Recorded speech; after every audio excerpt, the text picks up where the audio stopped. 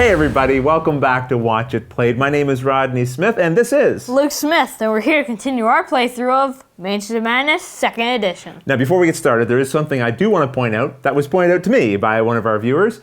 We forgot when William was fighting the cultists that he actually got to roll one extra die because he has the Elder Ward, and that's the special ability. Well, it doesn't make a big difference, thankfully. We had enough successes. Right, we had enough successes. The extra die wouldn't have changed anything, but we still want to remember those things. Yeah. It's just getting a little more challenging because we have... Let's see, way too many items. So many items. But we'll try to do a better job of that. But keep pointing things out like that if you see it because it's entirely accidental on our part.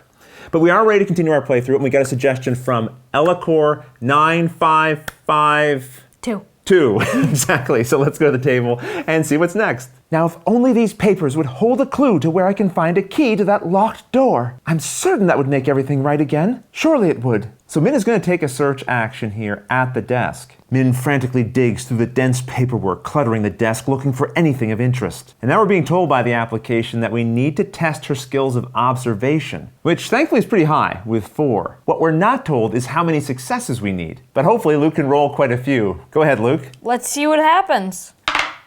Whoa, I'll tell you what happened. That was a great roll. 3 successes hopefully will be enough. I'm going to hit confirm. As Min shuffles through the seemingly endless paperwork cluttering the desk, she spots a weathered journal that looks out of place amidst the mundane clutter. The cover of the journal is marked Lilith Vanderbilt. We now gain the old journal unique item. And the application tells us that the investigator holding the old journal can read through its entries by interacting with it in the app. Min's head reels in frustration. This is not what I was looking for. But before she has a chance to feel further torment, the shouts of people scuffling in the hall catch her attention. Right, that must be William and Harvey. I must rejoin them and clear the madness of this house from my head. Tucking the journal under her arm, she leaves the room and enters the hallway. William stares incredulously at the hooded figure looking at him with an evil, demonic grin. Harvey, what could draw a person to this? Dark and terrible things, my boy. Best to put him out of his misery. William stows the knife he'd just collected, feeling the fire extinguisher should be sufficient to end this threat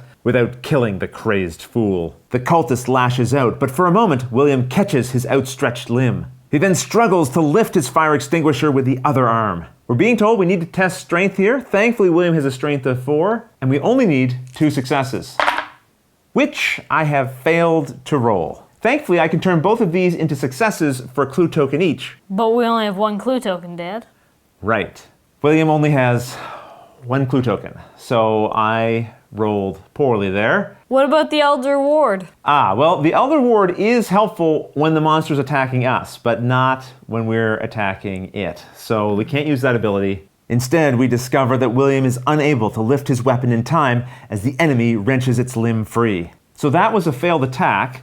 And Ellacor had hoped we'd actually succeed and perhaps defeat the cultist with that action. Well, change of plans. We're attacking again. And this time, I'll roll. That sounds like a good idea. Harvey calls down the hall. You can do it, William. Nothing fancy, just hit him. William takes the old man's advice and drives the fire extinguisher into his opponent's chest, following up with a series of swings to the head and shoulders. We're once again testing strength, but this time it's telling us we get +1 die. All right, Luke, let's make this happen. Here we go. Well, no surprise. That was much better. Good job, Luke. We've got 2 successes. And we should spend a clue because then we can beat the cultists. Yes, the application tells us that the monster will suffer damage equal to our test result. So we've done 2 damage for sure. 1 more would make 3, and that's how many more we need to defeat the cultist. All right, Luke, let's do it. We'll spend this clue token. We'll gain an additional success. And remember, when an enemy is defeated, William gains a clue token, so we'll just take this right back. William lifts his eyes from the defeated foe and sees a familiar face standing next to Harvey. There you are, Min. Where had you gone? Sorry, I just had to check something. Well, I was worried sick. Don't go running off again, especially without a weapon. Oh, well, I did find... Min's voice trails off, feeling she doesn't wish to reveal exactly the kind of weapon she acquired, the spell tucked secretly away in her belongings. I did find a locked door. You did? Fine work, Harvey smiles. I have no doubt we'll be required to unlock all manner of doors before we are through today. Let's see if we can find a key. I'd like that, Min whispers. Now where shall we go? Harvey looks around and spies a door to the north. Yes, I think this is the way we should go. As Harvey approaches the door, he notices a wood plaque marked library fastened to its center. There's certain to be all manner of things in here. Harvey twists the knob and pushes the door open. The door creaks on its hinges as Harvey pushes it open to reveal the library. Bookshelves line its walls, and a pile of research materials that have been recently used sits on a small wooden desk. But not all is still in this room. A robed figure is pushing a bookshelf back into place. The robed figure draws out a strange idol and begins chanting. Before Harvey's eyes, a terrifying creature appears out of thin air. The cult member speaks some words to it in a strange language, but the creature turns on him, tearing him to pieces before your eyes. A deep one has been summoned from some terrible place and is now in the library. Having witnessed this grisly affair, Harvey now has to test his will. Each success will negate one of 2 horrors that he's about to receive. Thankfully, he has a will of 4, and I'm going to roll those dice right now. Oh, Dad. Only 1 success here. But mind you, he is within range of Min, and her ability would let Harvey roll another die. Should we use that effect now? Definitely. Okay, I'll re-roll this die here. Oh, good call, Luke. For half a moment, Harvey's face goes pale, but then his hand grips the top of his cane. He sets his teeth and looks the deep one in the eye. William, Min, I found an overgrown fish. Now Harvey has the option to enter the newly explored area. No. Luke is saying no. I agree. We'll leave Harvey put, although I'm sure he can't wait to get in there and fight. That ends the investigator phase, and now we'll enter the mythos phase. Whispers of ancient secrets drift through the air. This mythos event affects the investigator in the library with the lowest lore. Well, Luke, I think it's good we didn't go into the library. Yep. Because now we can tell the application there will be no effect as no one is in the target area. But the mythos phase isn't over yet. William suddenly clasps his head in pain as words echo in his mind. And now you will pay the price for that power. The lights flicker and the air crackles with electricity. Suddenly, reality seems to split, and a terrifying creature slips through from an unknowable space beyond. We're now told to spawn a hunting horror, as I've placed here. Now, this could be the effect of Min reciting that script she saw earlier. But I also can't help but notice this spawned very close to that door Min was trying to get through. Either way, we're now told that the deep one moves 2 spaces towards the nearest investigator, and then it attacks the investigator in its space with the most items. This means, of course, that the deep one will enter Harvey's space. The loathsome deep one rushes forward, struggling to clamber up Harvey's body. Get off me, you overgrown, soggy salmon! Harvey now has to test his strength, and Luke, I'm going to leave the rolling to you. Let's do this. We needed 2 successes. We only have 1, but we can spend the clue to get the second we need. Let's do it. Because we passed, Harvey hurls the thing aside. And this avoided us suffering quite a bit of damage. But it's not over yet. Unfortunately, the hunting horror now moves 3 spaces toward the investigator within range with the lowest strength. Then it attacks that investigator. So counting the range right now means 1, 2, 3. And between Min and Harvey, they both have the same strength. And in the case of a tie like this, we as players can decide how the tie will be broken. What do you think, Luke?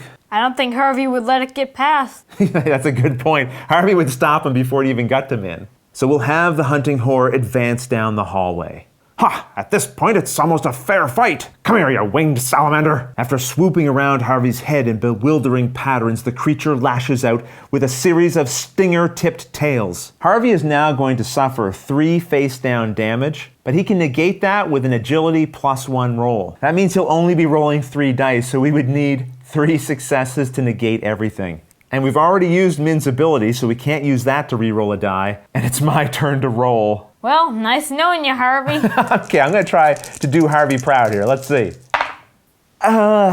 Looks like the old man might have bit off more than he could chew here. Only 1 success. The stinger appears to deliver a noxious poison. Now it says, if you suffer 1 or more damage, you become dazed. And if you suffer 2 or more damage, you become stunned. Harvey has suffered 2 damage, so we will be assigning him both the dazed and stunned conditions. The dazed effect tells us that we can't spend clue tokens to change die results or to gain extra steps in a puzzle. And the stunned effect means that Harvey can only take 1 action on his turn. But at the end of his turn, both of these conditions will be removed.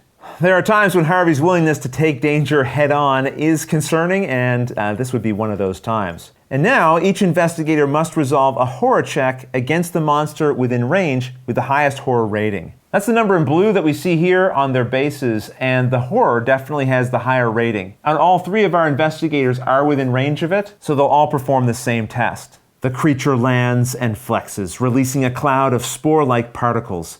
An acrid aroma like vinegar hits your throat as you struggle to breathe.